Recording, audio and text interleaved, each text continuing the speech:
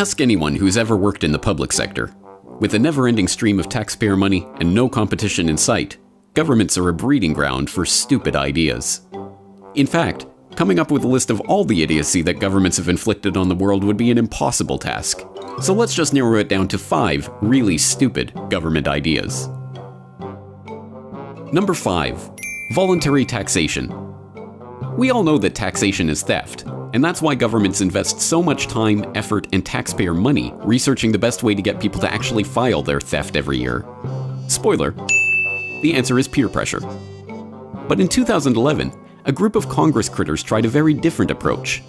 The Reduce America's Debt Now Act of 2011 would allow employees to ask their employer to deduct a portion of their salary each month to help pay down the national debt.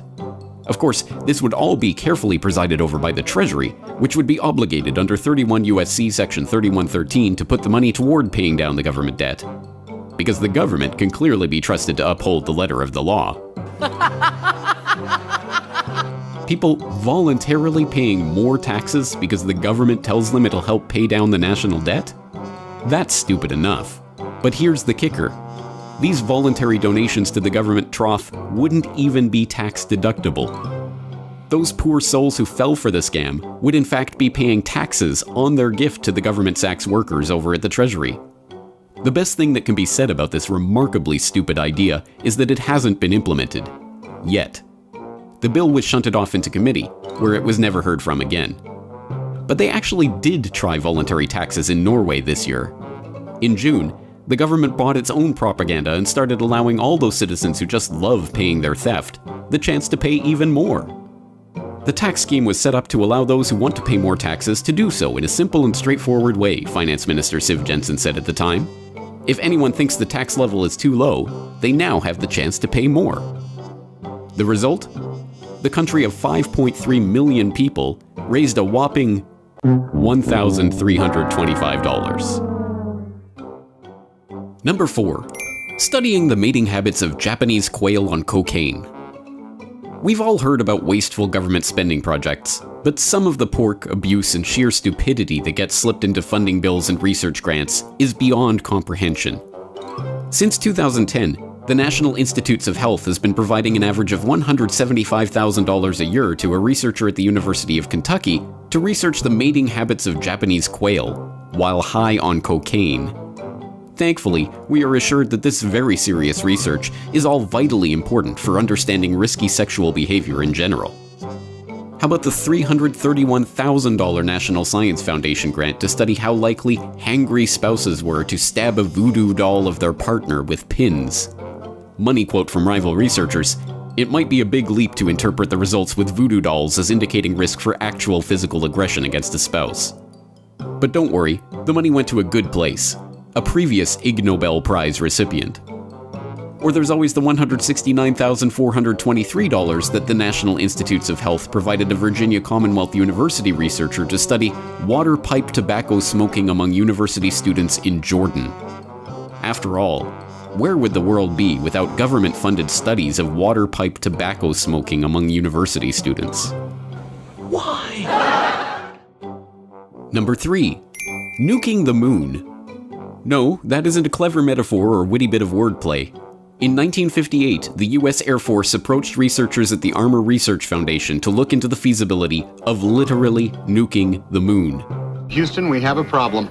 The idea, according to the head of the once top-secret but now declassified project, a study of lunar research flights, was essentially to say na-na-na-boo-boo to the Sputnik-launching Soviet Union. This whole danged island's under attack by Russians. It was clear the main aim of the proposed detonation was a PR exercise and a show of one-upmanship.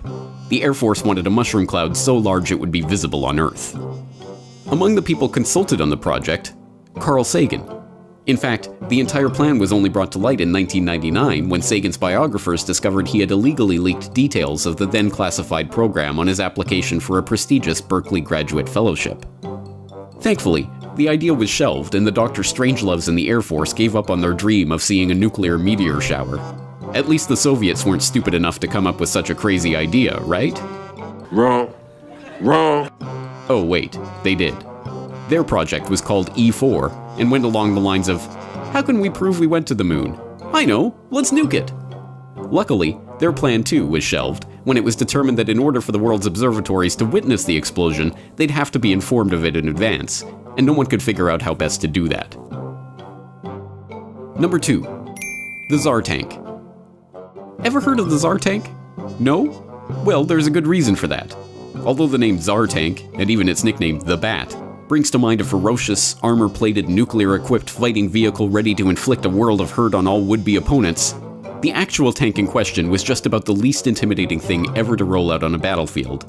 Built in World War I and described as a monstrous backwards-facing tricycle, this tank was essentially a gun carriage on wheels. 2 ridiculously large front wheels create the backwards tricycle effect, and it carried a crew of 10 soldiers who operated 2 gun turrets and some machine gun pods. The Bat was a rather bloated beast. Designed to be 40 tons, and with a top speed of 17 kilometers an hour, it actually weighed in at 60 tons and could barely reach 8 kilometers an hour. As its name would suggest, the behemoth's development was personally funded by Tsar Nicholas II, who was duly impressed by an early prototype, but it failed to live up to expectations. The first battle-ready tank got permanently stuck as soon as its tiny rear wheel hit broken ground, and the whole project was abandoned. But that was World War I. Of course there must have been wacky, useless, poorly designed ideas that were being thrown around left and right. That kind of stuff doesn't happen in modern militaries, does it? Sir, no, sir! Oh boy, does it. Take the Littoral combat ship, aka the warship of the future. It was envisioned as an all-in-one naval vehicle that would use interchangeable modules, helicopters, sea drones, and missiles to complete missions ranging from ocean surface combat to anti-mine and anti-submarine operations. 5 years and $37 billion later, the Navy got a dud. The modules don't work, it can't take so much as a single hit without sinking, and each floating duck clocks in at a striking $440 million. It's a lot of dough. Still, the Littoral is not even the priciest dud in the annals of US military history. The winner of that prize goes to the Air Force's F-35 Joint Strike Fighter. The F-35 debacle is so legendary it will be taught as the prime example of military stupidity for generations to come. The program was approved in 2007, and already by 2010, things were going very, very wrong. The project was already 2.5 years behind schedule at that point, and the price per jet had ballooned 50%, smashing through a key containment threshold and forcing a thorough overview of the program. In a classic example of the sunken cost fallacy, the DoD doubled down on their insanity and decided the program was now too big to kill. $1.5 trillion and multiple system-critical failures later, the Air Force is pretending not to regret that decision. And number 1, animals as weapons. Maybe you heard the story a few years ago about the military attack dolphins. You know, the elite squadron of dolphin assassins that apparently swam away from their Ukrainian military handlers during training exercises. To mate with wild dolphins, a former Soviet naval officer speculated to RIA Novosti. You might have also heard those denials from the Ukrainian military that came out later, and had your mind put at ease in the knowledge that there were no armed and dangerous cetaceans on their way to a beach near you. But still, the Soviets actually did train dolphins for military purposes, including naval rescues or underwater mine detection. Apparently, in 2000, a squadron of specially trained killer attack dolphins were sold to Iran. No word yet on when the US media is going to start hyping the newest existential threat of jihadi dolphins.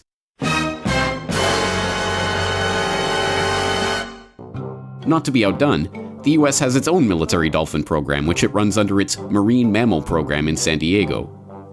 In 2003, it was admitted that the dolphins had been deployed in Iraq, and in 2007 it was revealed that the dolphins had been trained to alert human handlers to potential terrorists. But for those who fear that the military couldn't think up anything more insane than attack dolphins, never fear. The government never met an animal it didn't think could be weaponized. Bat bombs? Yep. Back in World War II, the American military thought it would be a good idea to drop bats with time delay bombs strapped to them on Japanese cities. Up to 1,000 bats could be dropped in specially made carriers that would descend softly to the earth with parachutes. The bats would escape and roost in Japanese buildings before blowing up, setting the Japanese wood-constructed cities on fire. Cat-guided missiles? You better believe it. You can't argue with the project designer's logic, though. Cats don't like water, thus they would attempt to guide the missile toward any ships in the area. What could go wrong? Cat lovers shouldn't worry, though. B.F. Skinner had a much better idea: pigeon-guided missiles. So, next time you're tempted to think of the government as a fearsome, all-powerful, all-knowing, coolly calculating controller of world events, just remember, it's mostly populated by ridiculous, incompetent, half-sane, bumbling morons.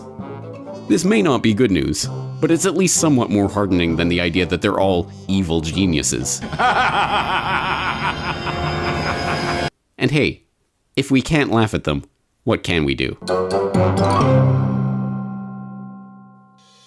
This piece first appeared in the Corbett Report subscriber newsletter in 2015.